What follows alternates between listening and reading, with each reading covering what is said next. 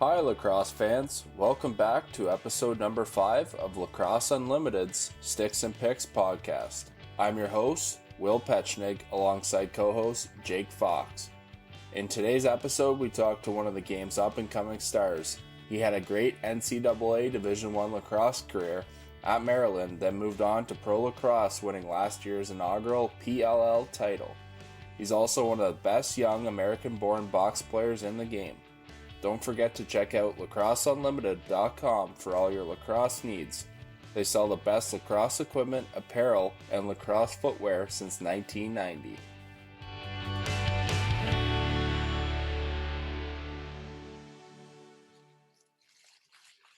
He's an Easton, Connecticut native, a 2014 Under Armour High School All-American playing at Avon Old Farms. He attended the University of Maryland, and holds the school record for most appearances with 76.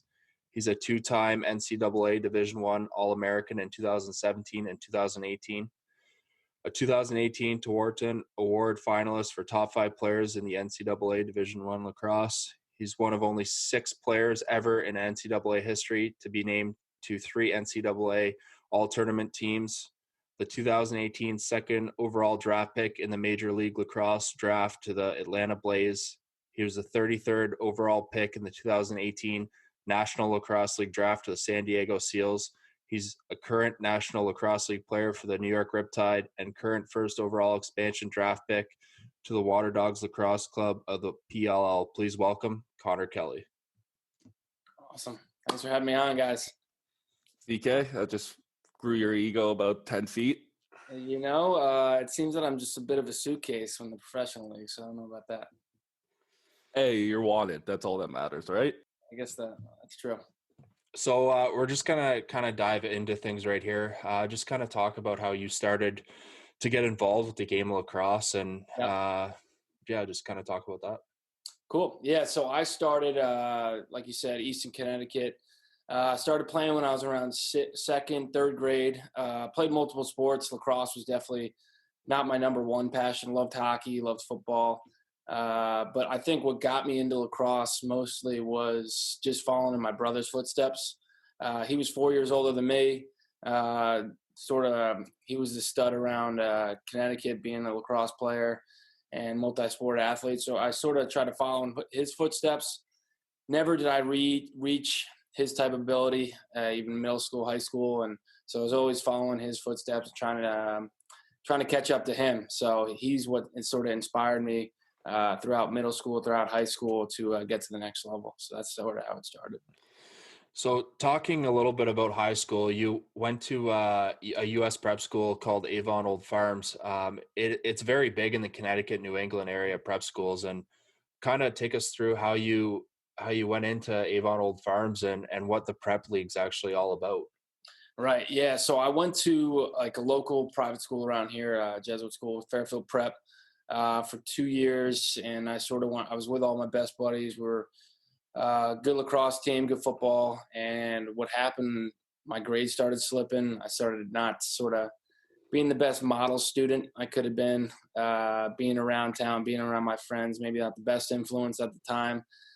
So my parents were like, hey, if you want to actually play in college, and I remember a couple colleges just dropped me because the recruiting process was so early on because of my academics. So I got sent to Avon, maybe not on my decision, but it was probably the best decision possible. Being at Avon, being away from people, being at a boarding school, and just having people sort of in your ear all day from a mentor standpoint, having teachers around you all the time. And from an athletic standpoint, it's far beyond, I think, the best athletics you play in. Each and every team, there's no tune-up games. Every game's a big one, honestly, throughout Connecticut, throughout New England. And I think that's what makes so many people that come out of prep school, so many great athletes come out of prep school, is because of the competition. So that's why I loved being at Avon. Yeah, kind of. I went the kind of that route too for 1 year. I went to Trinity Pauling. It's completely different living on those campuses, man. Especially going to an all boys school. I mean, talk about that. It's kind of a gong show a little bit to a certain degree, living with a bunch of guys. And doing some of that stuff. Tell us some stories about Avon and just, talk about the all boy aspect of it, because it really does change things. Yeah. I mean, I've been to all guys school since I was in kindergarten. So being around all guys in a school, as much as I was like, I need to broaden my horizons here. It's a blast, honestly. Being at like a Fairfield Prep, a town school, being around guys, like it was a gong show. It was crazy in classes, but it was from 9 to 4. And at Avon, it's an all day event. You're in the dorm rooms, not competing on like video games all day, going to classes, just a lot of testosterone going around, especially on the sports field. And it doesn't end. Some of the stories I have from then, driving a lot of teachers insane. I know I had a lot of people playing both football and lacrosse. A lot of guys, our dean was the football coach. So any trouble I got into, I got sent to him. And that sort of helped me out throughout that process. So a lot of fun. Yeah, you're a pretty self-proclaimed decent football player, apparently. Talk about your coach at Avon. He's a kind of a big deal, and it's a pretty big name. Talk about his influence in your game. Yeah, so Skip Flanagan, legend, was at Western Reserve, coached there forever, then came to Avon, and he's been around the game throughout the country. Legend in lacrosse, especially in New England's and Founders. And being around him, he was sort of at his end of his career. The year after I left, he retired. So he was sort of that mentor that really focused on not just the game, but more so the people person. So like developed me as a man on how to deal with people, how to like go through the whole recruiting process. And I spent majority of my sophomore and junior year almost every day in his office, just listening to him speak, and he wouldn't let me leave until we finished all my homework. It was crazy getting babysat like that. So, yeah, I mean, you talked a little bit about the recruiting process there, and kind of go through that and how you decided to go to Maryland and why you ended up choosing that school. Right. So my brother went to Hopkins. Great choice. Yep. Of course. But so he went to Hopkins, and I was looking at Hopkins, looking at Virginia, looking at UNC. Those were my top 3.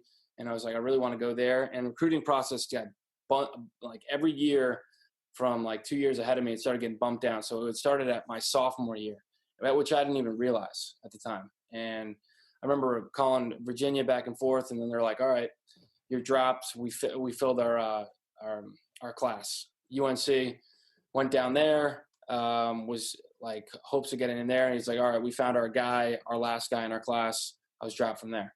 Then Hopkins sort of Petronella and my brother were sort of going through a little tizzy, and I got pretty much dropped from there. So then I went to Michigan, and I loved it there. New program. Maybe I could establish myself there. So I wanted to do that. And my last one was Maryland. And my brother went on a visit there. It wasn't that great. My dad hated it. I didn't get a good vibe. So I went down there like, I don't want to go to this school. But it's one of the only bigger schools that wants me. So when I went down there, it was kind of like, it wasn't like I was forced to. It was just being around Coach Tillman and his recruiting style, and him just doing whatever he could to help me out, not only just as a lacrosse player, but in the classroom and after college was his big focus, and building alumni to support. And when I got after that visit, after those 2 days, he was unbelievable. And I was like, I want to go here. And that's sort of just set in stone for all those guys that make it down to Maryland and visit Coach Tillman. It's tough to not say no. So that's sort of what happened with me. Yeah, we kind of already went through all your accolades here. I don't want to get your ego bigger than I need to here, but obviously all American, Tewaaraton finalists, all that stuff. But talk about Maryland, kind of like off the field that you got to see. Again, go to big schools like this. You are often viewed as a secondary sport almost when you have big football programs, basketball programs, obviously at Maryland. So talk about kind of the off-field stuff. Talk about the perception of lacrosse team at Maryland, and basically kind of going against those big sports. Right. Definitely a huge part. I mean, I know like my early days were hanging out with like basketball guys, football guys, like a lot of athletes you cross paths with, not only like in the student facilities, but sort of just in classes. You end up taking the same classes. I don't know if it's a good thing or bad thing, but you'd end up being in a class with a bunch of different athletes and being close to the football. They sort of struggled when I was there. They were not a good football team. They sort of it was like Stephon Diggs was like the last like glimmer of hope, and then once he left, they struggled. And once they got to the Big Ten, they would just get killed, rolled over. So they were still an awesome, like, it's Maryland football, crab cakes and football, but it certainly wasn't that case at the time I was there. And then the basketball team was on the come up. I remember like hanging out with like Melo Trimble a decent amount, and like he was the stud there, their basketball team, but they could never seem to break through the Final Four. And that was the same with us. We were a team that could never seem to win a championship. We would just end up losing. So it seemed to be the MO for Maryland sports. But I think that was like the coolest part about it, was that nobody was entitled. Nobody felt like, hey, we're bigger than one another. It was almost brought everybody closer because nobody actually won and felt that entitlement. So I thought that was a cool situation, and the support from Maryland, just like the student body, was awesome. So being a big school too, you have a lot of support. Yeah, you went on to win an NCAA championship, obviously, with Maryland. Talk about afterwards what it was like, man. I can only imagine. Obviously, I didn't get that experience at Hop, unfortunately, but talk about winning national championship, what the campus atmosphere is like, and maybe some PG versions of what you guys got into that night. Of course. So that was probably the best day of my life, I think, to date right now. Because like after the tailgate, my family's insane. So they're sort of the leaders of the tailgate, jumping on cars, the music's bumping, and we don't drink for the whole playoffs pretty much. So we haven't drank in about a month and a half, and you're running that high of just winning a title, and then you jump in, you're shotgunning drinks with the parents, with kids there, everybody's drinking, who knows what's going on. But then it's just like a sobering feeling of just like, what just happened? What did we do? And then feeling that rush of all that excitement. It was crazy. We did a huge tailgate with the whole family. Everything was getting passed. We were passing the trophy around, going crazy. Everybody drinking out of whatever, smoking cigars. Then we went on a bus, took a private flight back to Maryland. The flight was insane. We got to plug in our speakers into the airport. We had flight attendants, these good-looking women. We treated them responsibly, but they were having a blast, and we were just running up and down the flight, going crazy. So, and then once we got back to Maryland, which is like an awful time, like for spring sports, it's like if you win a title, everybody's off campus by that time. So it was sort of dead in that sense, but a bunch of friends came back. So it was sort of a tight knit instead of just the crowded bars that we normally see. So that was a cool thing. I remember getting back from the flight. We had an interview, and I couldn't even speak at the time. And they're like, "Do you want to do the interview?" I'm like, "Sure, yeah, let's do the interview." I still haven't seen that tape yet, but it's probably definitely not that good. And then we went out, and from there it was history. I just remember the "We Are the Champions" coming on the bar, because both the women's and the men's won that year. So we all sort of congregated, and it was just an insane couple days. It's hard to talk about Maryland lacrosse without talking about the rivalry, obviously. Hopkins, Maryland. Obviously, we kind of had our own little feud within the house a little bit. So me and Connor lived together this year in Long Island. Kind of talk about how those games were. I remember playing you. I think it might have been my freshman year, would have been your sophomore year, and just a packed Homewood field. Right. Where it was no standing room and everything, and then going to Maryland, playing in front of, I think we played in front of 15,000 fans. So talk about that experience. You could talk about how we beat you in the Big Ten championships your senior year. Not a big deal. Whatever you want to go into here. Yeah, we won't talk about that. But That was insane. Honestly, like just to be a part of that, never really knowing or being at a game for that rivalry growing up, and then getting to school and hearing about the tradition, it was just insane. Just watching games from previous eras, it doesn't like matter if it was from the 70s on to this point. Every one of those games was just packed, and that was the coolest thing because alumni support that comes back for the games is insane, and you can hear a lot of stories from them going back and forth with fans. But like that sophomore year, we went up to Homewood, kicked your guys' ass. That was a sick game. We were stacked that year. I think that was the year we almost got in a fight before the game started.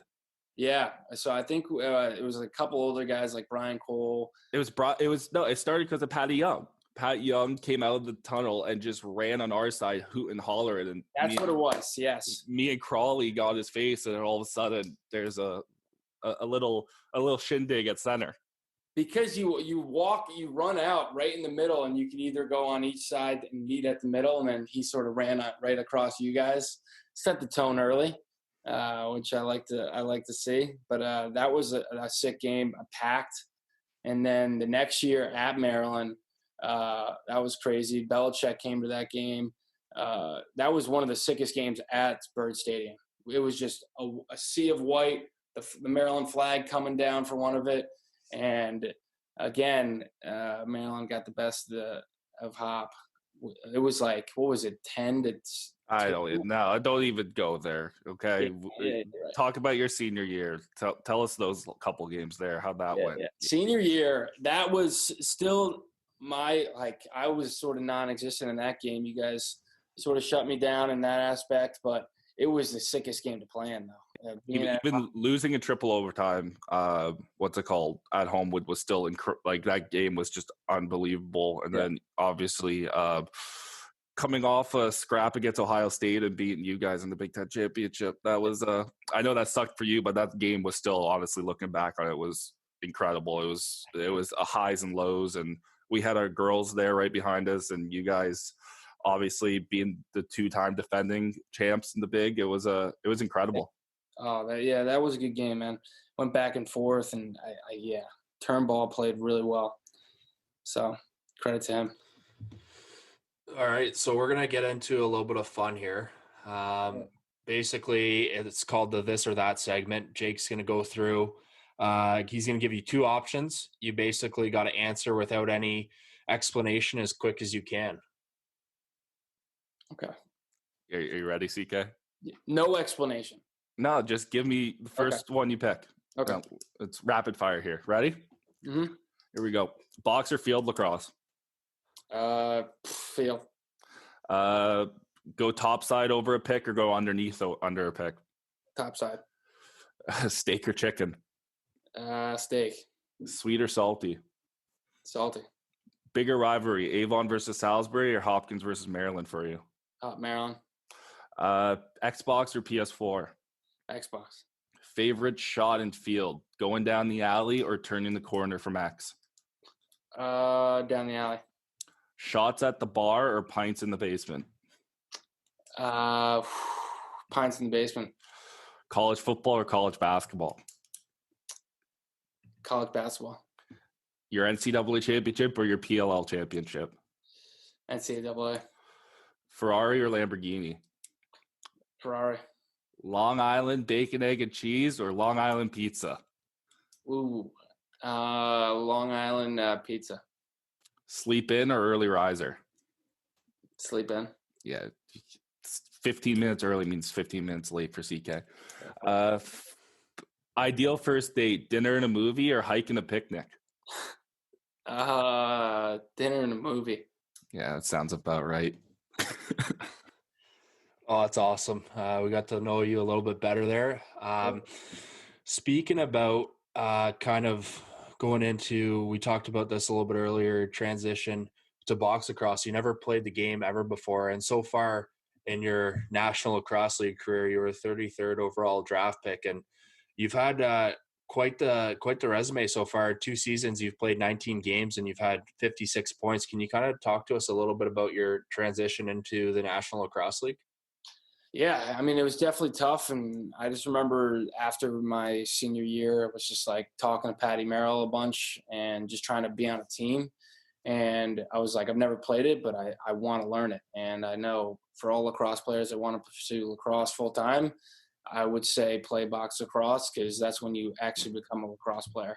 Because I think field is a bunch of athletes playing, and you're trying to shoot as fast as you can, you're trying to run as fast as you can. But lacrosse is where what lacrosse is made for is being creative, being physical, and being in the middle. And those little things you learn, those are the biggest turnarounds that transition to the field game. So I think box is it's the sport of the future for lacrosse, and in terms of the Olympics even. So looking back on it now, you had your first year at San Diego, now kind of in and out of the lineup, and now you've developed into, one of our best players with the Riptide and becoming a big name in box lacrosse. Your first time playing, I believe, was with Team USA at the tryouts at Lasnai, right? Mm-hmm. That was the first time. Yeah. So talk about how your game's developed now since then. Yeah. So that was honestly a great tournament for me. Just sort of, it was like a tune-up games. We played like not great teams, and then we ended up playing the Iroquois. So like that was like a good tune-up for jumping in the season. But my game sort of changed from being what I hope from the looks of it is just being a field like shooter, trying to be athletic. And now I'm starting to understand not just the ball, like having the ball stuff, but the off ball stuff. And that's where majority of the game's played. So being that all around player and knowing where to set picks, knowing when to slip. And so still working on that. I've not nailed everything down to a T, but still working on that. But hopefully I can be that off ball and ball carrier as well.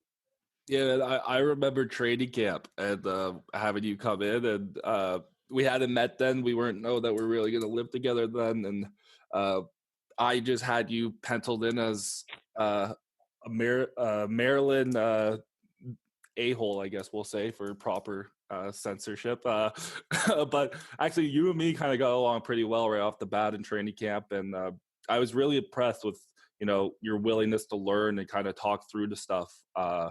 So kind of talk about how basically, how guys have helped you throughout. I mean, I'm nothing, but some of the bigger guys, you played with some big names, obviously with San Diego, playing with Dawson and everybody. Yeah. And talk about some of the influence you've had kind of transition your game and going from box to field, some box guys that you watch now and try and model your game after a little bit. Yeah, so being in San Diego, I didn't even realize at the time that I was around just legends in Dan Dawson, Garrett Billings, Brody Merrill. Obviously, I knew Brody, but I didn't even know Dan or even Garrett, and he played at Virginia. So being talking with them a ton, and obviously being around like Austin Stats, who's just a stud all around, just goal scorer, and just being around Dan. He's a huge guy, but his sort of basketball mentality of how to work the body and how to know where to set picks. But he was the best leader I was around. And like a lot of the box is different than field, but a lot of it's just the same mentality of just trying to find your shots and just trying to find good spacing. And then Garrett Billings was probably the best shooter I've ever seen in my entire life. He was just like, I've never seen a guy move a goalie to the opposite pipe and then him sting the other one. And just to see him move that. So I would literally be in his ear all day long about how he's shooting. And he sort of helped me out a ton in terms of just trying to be a great shooter, because that guy, he's incredible. And he's also the all-time assists, or if not top 3 or something around there. So being around GB, Dan Dawson was awesome to see. And then obviously a couple other characters. But then coming to New York, I'd never feel like I've mastered the game or like know everything about my game. So I feel like I bring something to the table, but I'm always trying to learn different pieces. And that's why, I'm willing to learn anything, especially in box, because I've barely scraped the surface. Let's talk kind of about the growth of Americans in box lacrosse, because really a lot of these guys are starting now with these college leagues to a certain degree. But we got guys like you, Rambo, Trevor Baptiste, Glacini, and a couple other guys who are all come in and making a bigger impact. Where back in the day, really all it was Joey Walters and the Powells. So Right. talk about how U.S. lacrosse is growing, because, I mean, we saw at Long Island firsthand the amount of lacrosse that is now developing, and all these club programs are starting box lacrosse programs now. Right. And you know what? I think about this all the time, and the perspective I have on it, it kind of doesn't make us Americans look good, because box used to be it was a gong show, and it was just fighters fight fighters, and there was like a pecking order there, and it was more of just being a brute and be able to take on that physicality, but you're able to score. And now it's become more of a finesse game, trying to be an athlete, and it's got away from the fighting, and now the Americans are coming into it. So I don't know if that makes us soft or anything, but I mean, you're kind of soft, but yeah, I'm working on that. So then, but a lot of the Americans are coming into fold, and I think that's just a credit to lacrosse in general. Is just a lot of guys are willing in America to be like, all right, I want to do this full time. And a lot of guys are like, all right, if I want to be a lacrosse player, I have to play box. And I agree with that, because I think that's a huge part of it, is playing box lacrosse to be a great lacrosse player. So I think that's why Americans are starting to make that transition. Yeah, I mean, you guys have definitely produced a lot of good young box players in today's game, and I mean, it's only going to continue to get better. You're a player who's played both in the PLL and the MLL. Can you kind of just talk to us about the two leagues and what you think they both have to offer? Right. Also, like, two awesome leagues. Honestly, coming out of college, I didn't even want to play at the time. I was played a full year of lacrosse, and then after we lost, so they're like, all right, come down and play. But going down to the MLL and just the pro level of play is just insane. And obviously with the teams even minimized now to 4 in the MLL, and we're at 7 in the PLL. Like, we were at 11 in the MLL, but there was so much talent, and the game is so fast. So it's just so up and down. So it was like a brand new game to me. And I have no, like, a knock on the MLL. I mean, they still have unbelievable players. So, like, if you want to be a lacrosse player, if you can't be in the PLL, I would be in the MLL. I'd be in one of the two leagues. There's no doubt about it. And I'm a player that hopes we come together, because I want to grow this game together. And obviously having two competitive leagues is tough for that. But I think it just spreads the game more, just having other teams and another professional league, to have more guys have the opportunity to do that. But both awesome leagues. So obviously, pretty decent first year for you in the PLL. Nice little ship with the Whip Snakes, or whatever 1,000 nicknames that team came up with. I mean, how many did you guys actually come up with? Like, I don't even know what our name was by the end of the year.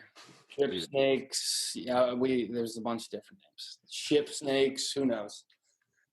And obviously having a great coach there in Stags, Yep. Jim Sagnia, obviously a great guy. And I mean, you are now part of the Water Dogs. Mr. Water Dog here, first pick. Talk about that kind of transition now. You kind of become the king of the expansion draft in the league. So kind of talk about that. Just travel to every team, touch them all, get a new jersey every year. But it's awesome. I'm excited about this, honestly, just expansion in general, just having one more team to spread the talent around. But being a part of a winning team, you start to see that. And now you get to bring a bunch of different guys together again. I get to play with Cuccinello again, Drew Snyder, Brody Merrill again.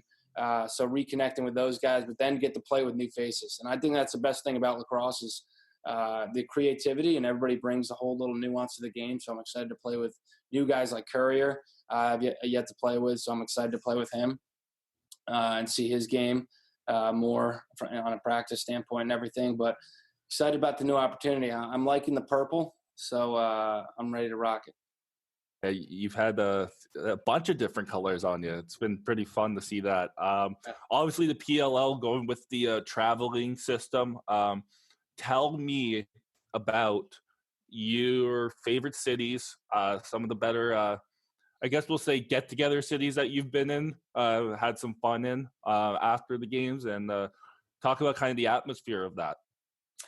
Yeah, so obviously the tour model, I think it's the best idea for growing the game more so for the first couple of years, and sort of establishing, getting like metrics on like what's a fan base or what's an area that can support a team. And I hope all these cities can, but for right now, I think trying to drive that throughout the U.S. and Canada is huge. But some of the cities have been awesome. Like Chicago was sick, never been there. Awesome city, and we got to play right in front of the airport, which is awesome. We went out to San Jose. That was very cool, just being in California. That was an awesome city. And then like down in Atlanta, where I played for the MLL, I think that's just an awesome area. Atlanta is a sick. It's got the city, it's got the suburbs, it's got the in-between. So those are three cities that I loved playing in. Any memorable nights out in the PLL? I know I've they're not shy about hiding away from having a good time, obviously, with showing their little get together at some point and letting guys really be themselves. So yeah, I think the personality standpoint is a huge thing they try to drive, and I think you saw everybody congregate. One of the coolest, which I failed to mention, was Columbus. And after that game, that was our first playoff game. We ended up winning, so we had a bye week. So we went crazy right on that main strip there, and a bunch of the teams went out getting together, and it was just a blast. Everybody got tables together, hanging out. As much as we do compete, but off the field, there's a lot of great guys throughout the league. So it's cool having like all these guys congregate to one area. But obviously got to play against them, which is the tough part. But afterwards, everybody's friendly, so that was a blast. Columbus is a good time. Yeah, for sure. I mean, you talked about guys coming together and playing in different cities, but I mean, coming together and representing your country. Jake's done that with the Iroquois national team, and I've done that with Canada and hockey. And I mean, just kind of talk to us about representing the U.S. national team in lacrosse and your experiences with that. Yeah, 100%. That's honestly a dream come true, just to be able to like wear those colors and to be right at that cuffing point, to be like the Ralph Cox of trying to be the guy going to play for the outdoor team. It was like me and Miles Jones as midfielders that didn't get to go, but we're a part of that whole experience, and it was just awesome to wear those colors, see those guys get the W. Sorry, guys, but they got the W out there, and it was just cool to be a part of that process. And hopefully, if not in the next 3 or 4 years, or even we're in the runnings to be in the Olympics, and that's sort of the goal. And obviously, the indoor game was awesome, being out in Vancouver, out in Langley, playing there, just being a part of that. Just like our biggest thing is preaching the box game, and see us come in bronze like a couple years in a row it's tough, but that's something to work towards. And I think that's where it's coolest part, where we have a lot of growth, whereas the outdoor game, it's us and you guys sort of battling it out. So that's what's cool about the two sports, and just representing the country 100%, being part of the best players has been a blast. I like the Ralph Cox analogy there. That's great. Yeah. We're going to get into a little social media creeping here. We creeped your Twitter. I'm going to read a few tweets, and then Jake's going to talk a little bit to you about your 3-year Twitter hiatus. So the first tweet I got here is on June 1st, 2012, you tweeted "Perfect Storm and Captiva, #seasick." Oh my God. This was one of the worst days I've ever had in my entire life. I'm not a man for the water. So I'm out in the ocean. We're doing deep sea fishing with my dad and my brother. Huge storm comes through. We're about to the boats touching the water. Water's coming over on both sides. I'm so seasick. I don't even care. I'm literally like a rack of fishing poles just getting slid from the back to the front, side to side, just puking on the side. It was probably one of the worst days that I've had. I could see it right now. CK just holding on to for dear life, puking over the edge. It was ugly. Yet another tweet on December 28th, 2012. Nick Saban looking to be the New York Jets head coach 2013. #can't lose. Oh, God. You know, what could have been? What could have been? He could have been a part of a winning franchise, but instead he chose not a winning franchise. Oh, he would have turned it around. That's what I'm trying to say. he blew it with the Dolphins earlier, right? Yeah, but he had a lot of experience after that. So then I thought it was going to come to fruition, but now we ended up going through Rex Ryan, freaking Todd Bowles, now on to Adam Gase, the revolving door. Yeah, I mean, I can't imagine being a Jets fan for you. It's tough, man. Draft on Thursday. I'm sorry about that. But let's talk about this 3-year Twitter hiatus, man. You have become kind of a social media guy now. And you basically went from tweeting at Avon to waiting 3 years to send your next tweet about it's Hop Week. Yes. Oh, that was good. I just remember being getting ready for that game. I remember I hopped onto Twitter, and then I remember seeing some tweet about the rivalry. I'm like, you know what? I'm just gonna pop in here. It's Hop Week. Was it like re-downloading the app kind of thing? Yeah, it was pretty much just deep in my phone. I'm like, wow, Twitter's here, huh? And I just dove into it and then just decided to toss one out. That's definitely great. And when we do our Twitter creeps, we haven't had the best explanation so far, but I think you've given us a pretty good couple explanations on that, so we appreciate that. Done. We're gonna dive into if you have any funny stories or memories that kind of turn into hilarious scenarios that you wanted to share with us. You can bring those up if you feel like it. I reached out to a couple guys, CK, a couple former buddies from when you were playing in San Diego, and someone asked me to talk about how there is a hole in your wall in the room in San Diego. Well, I had the best room. I got picked the best room. So I'm last day there. We have a party at our house in San Diego, and I'm getting ready to leave, go back home. And we were doing an all-day event.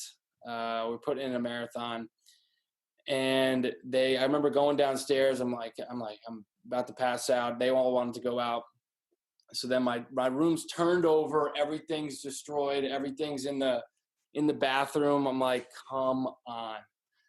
So I literally didn't care at the point. I literally grabbed a piece of bedding, put it on my bed, and passed out. And then I woke up to Kearney, grabbing my feet, slapping my back. And then Shoddy comes down. They're hanging out. And I'm like, get out of my room, guys. And then they're coming out. So I remember literally Kieran kept trying to grab my leg to pull me out of the bed. And I remember I got loose and then just did one big kick. Kieran lost himself. He just went straight through the wall, his whole body. And he had to pop himself out. That guy's a bowling ball himself. So he just wrecked the whole wall, probably 4 feet of the wall just ripped out. And I'm like, wow, I don't know what they're going to say about that, but I ended up leaving the next day. So who knows what happened with that. I've also heard that you're kind of a triple threat between lacrosse, cornhole, and beer darts. Who's this coming from? I have contacts, man. I can't give you all of them. You can't sewer everybody. I believe it's from you because you know all about that. The cornhole game, it's the backyard sports. That's what it's all about. That's where you test your manhood in those backyard sports. When you're hanging out maybe at your girlfriend's house and you're with the dad, you try to beat them in those sports. So those are two things, I like those a lot. So I'm doing those. You guys also have some pretty cool Turkey Bowl event with your family if you want to kind of dive into. I've heard that some of the games get pretty intense from you. So that's kind of I believe it's called the Kelly Cup or the Kelly Bowl. Yeah, it's Kelly Turkey Bowl. So every year since we used to have a kids game that I used to play in, but it was never on Thanksgiving. And the older guys, my dad started probably in the 90s. And they would play it every year, get together. My dad, he's a striping business, so he would paint the fields himself. And then I started to paint the fields with the push cart and do everything. And it's an intense battle. So obviously it carries over into the dinner. There's been a bunch of different fights throughout the years. One being my dad and my mom's brother. They got into one year. my dad and my like cousin one year, because everything that happens on the line, it's always the linemen that get in the fights. But as of 2 years ago, obviously things started to heat up between my brother. We was always on the same team. And then my brother started talking a little trash. So I'm like, you know what, I'm done. I'm going to the other team. Went against the other team. So we're both the quarterbacks. And I remember we killed them the first year. We killed them the first year on the split up. But I had my brother-in-law who just married into the family, and we destroyed him. So then the next year, my brother was furious, talking about it all year. Thinking about this game, I would just send him the scoreboard every month, just letting him know. So then we come into the game. They're winning the whole time. We ended up storming back. We're going on the game-winning drive. And because I sacked my brother to turn it over and we're about to score, they turned the ball over. He's furious. I remember I ran out, scrambled, went to the sideline. I see him just literally full steam ahead. I remember putting my head down. Boom. He just full on hits me. And we both go down. And I just remember getting up, and then I just fell back down, got a concussion, and I was out for the game. We lost. So a very tactical move on his part, but they ended up winning. We got the W back this year, but it gets a little crazy. Man, you're even a suitcase in your own family. Choose to be. I think we're definitely going to have to get some Kelly Turkey Bowl videos up one day for some lacrosse content for the fans. And I think calling Connor Kernan a bowling ball is something we'll definitely have to bring up with him. So that's awesome. We're gonna get into our play until the whistle segment. A big thing for Jake and I is kind of helping the officials out in the game of lacrosse, and I know especially in Ontario and in Canadian box lacrosse alone, there's been a lot of abuse towards the officials in the summer season. So we want to kind of try and help them out. So we're going to ask you who your favorite lacrosse official is and why.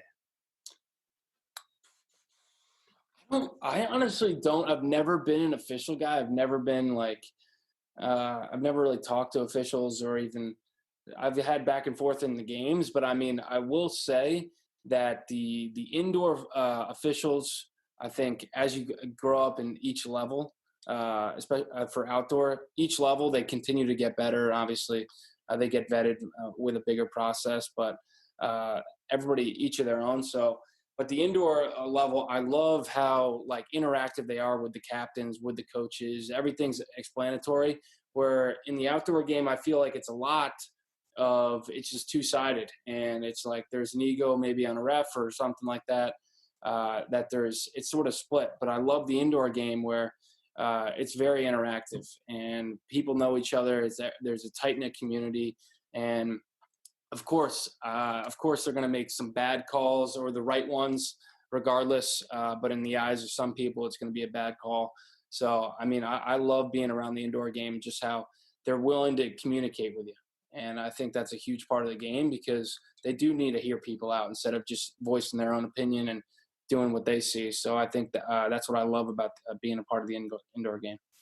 You talked a little bit about kind of lack of communication, maybe you can say, in the field game. If you could help the game out in the field perspective, what do you think you would change with officials and players and coaches if you can kind of make the game a little better, especially for the officials?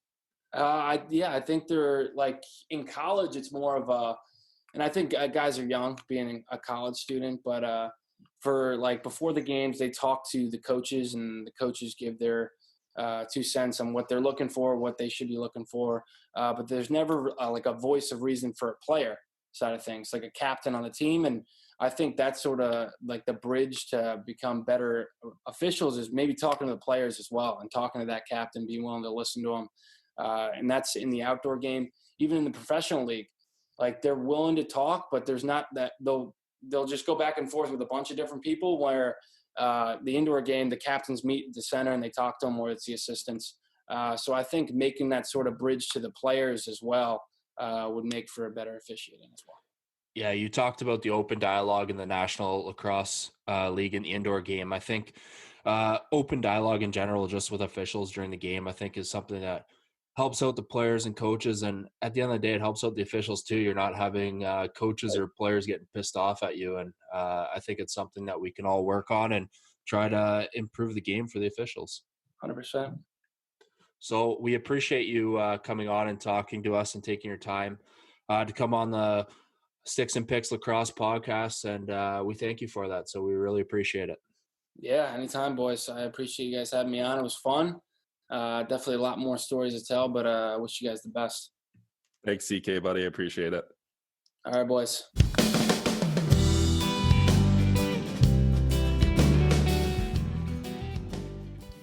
Thanks for listening to another episode of Lacrosse Unlimited Sticks and Picks podcast. Check out lacrosseunlimited.com for all your lacrosse needs. A reminder to follow our social media pages on Twitter and Instagram at SticksPicksLax and on Facebook at Sticks and Picks Lacrosse. There you will find some awesome giveaways in the near future from Play True Lacrosse. Our next episode will be released on Thursday, while the next Play Until the Whistle segment will be released on Saturday. All episodes are now available on SoundCloud, Spotify, and YouTube under Sticks and Picks Lacrosse.